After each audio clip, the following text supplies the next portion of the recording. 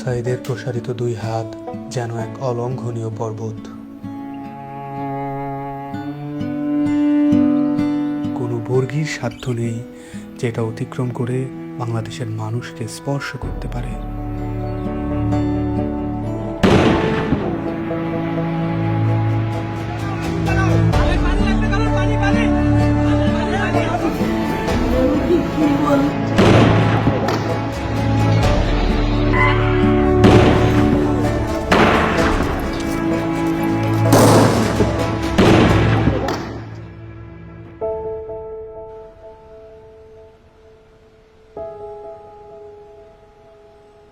জুলাইয়ের পর থেকে এই বাবা প্রতিদিনই রাস্তার আশেপাশে হাঁটাহাঁটি করেন। কখনো আবার নির্বাক দাঁড়িয়ে থাকেন। উনি সামনের দিকে তাকিয়ে থাকেন, কিন্তু আসলে কোনো দিকেই তাকান না।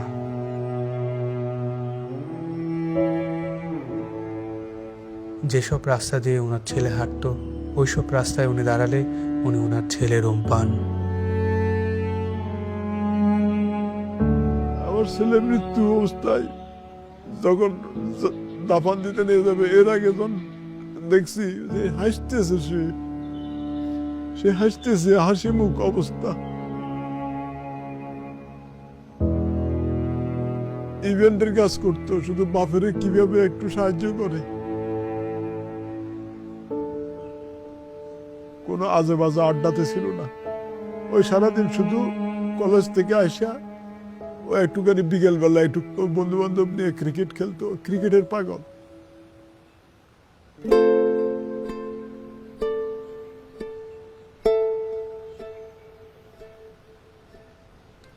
যে আমার পায়ের পাতা আছে এরকম একটা অনুভূতি হতো, কিন্তু আমি যখন হাত দিতাম তখন থেকে আমার পায়ের পাতা নেই, এরকম একটা প্রচুর অনুভূতি হতো। আমি অনেক কান্না করতাম। এই ব্যথার চেয়ে আমার ওই অনুভূতিগুলো আমার বেশি হতো, যে আমার পা আছে, আমি যখন হাত দিই তখন থেকে আমার পা নাই।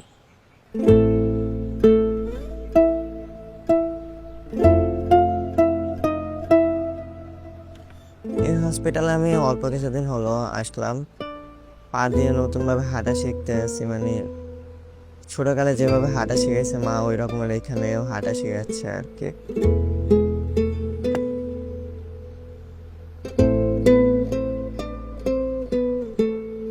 একটি প্রতিবন্ধী কিশোর, 7 বছরের বাচ্চা, ল্যাংড়া মানুষ যদি সংগ্রামে নামতে পারে, তাহলে আমি কেন বসে থাকবো ঘরে? একদিন তো মরতেই হবে, তাই মৃত্যুর ভয় করে স্বার্থপরের মতো ঘরে বসে না থেকে গুলি খেয়ে বীরের মতো মৃত্যু অধিক শ্রেষ্ঠ। আমি যদি বেঁচে না ফিরি, তবে কষ্ট না পেয়ে গর্বিত হয়েও জীবনের প্রতিটি ভুলের জন্য ক্ষমা চাই। আনাস।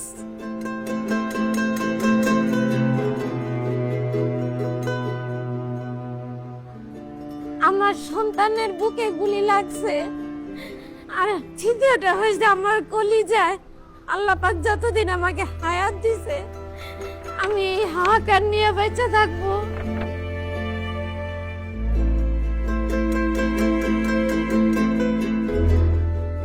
বাবা আসলে আমাদের একটা কিছু না, কিন্তু চকলেট নিয়ে আসছো। পিউ বাবা নাই বাড়িতে। যখন বাইরে গেছে আর পুলিশ এসে ওকে ঘুড়ি মেরে দিছে। আই মিস ইউ পিউ বাবা।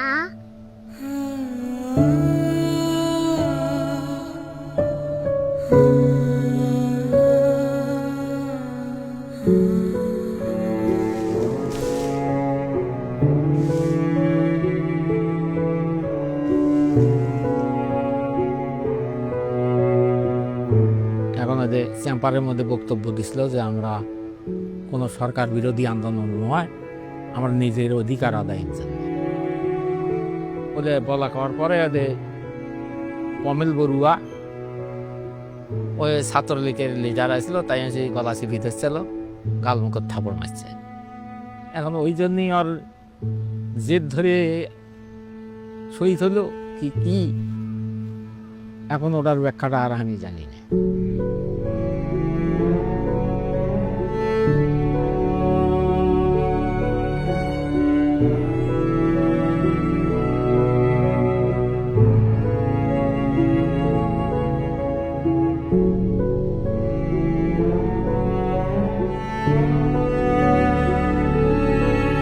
ঘুমের সময় মায়ের দুধ খাইয়া ঘুমায়, সেই ঘুমটা আর ঘুমাইতে পারে না, তখন আবাইতে পাইয়া পাইতে পাই করে উলট ফুলট করে ঘুমের লেগে আবার উঠে খুলে লই।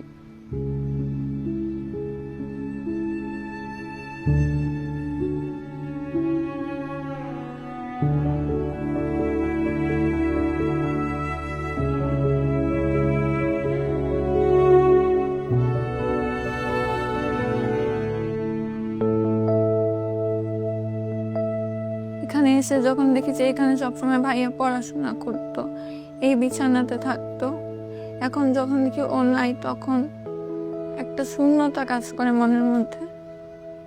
খারাপ লাগে যখন দেখি যে ভাইয়া এই রুমে নাই। এই ছবিটা 18 জুলাই আমার আন্টি নাজিয়া খান ফেসবুকে পোস্ট করেছিল।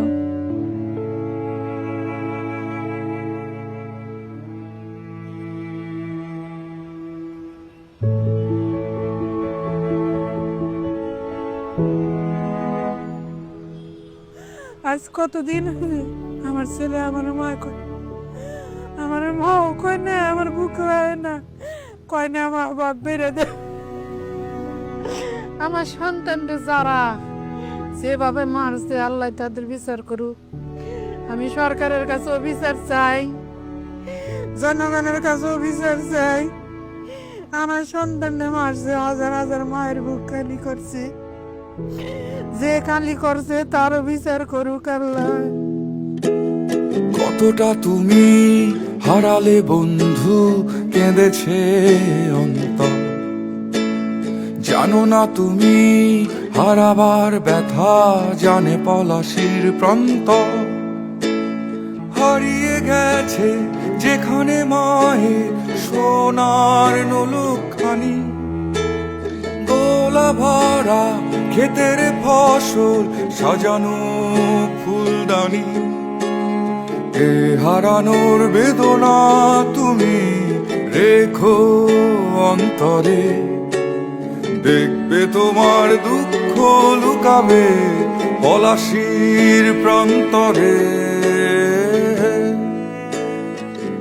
বাংলাদেশের বুকের ওপর চেপে বসা 36 দিনের এই ভারই আমরা নিতে পারছি না। একবার ভাবি চলেন, 16 বছরে কত বড় ভার হয়ে এটা আমাদের বুকের উপর বসেছিল। এই ভারই আমাদের শক্তি দিক সংস্কার করে নতুন বাংলাদেশ গড়ার।